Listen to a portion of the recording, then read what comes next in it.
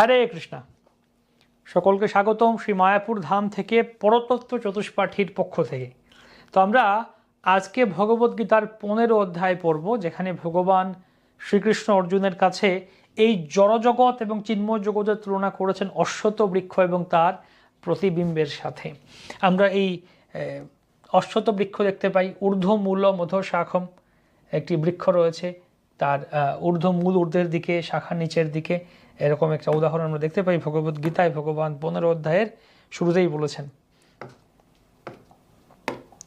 তো দেখা যাক এর তাৎপর্য কি। ওকে, পুরুষোত্তম যুগ অশ্বত্থ বৃক্ষ। ঊর্ধ্বমূল মধ্য শাখম অশ্বত্থম প্রাহুরব্যয়ম ছন্দাংসি ইয়স্য পর্ণানি ইয়স্তম বেদ স বেদবিদ। ভগবান বলছেন ঊর্ধ্বমূলম, একটি বৃক্ষ যার মূলটা উপরের দিকে, এবং অধ শাখম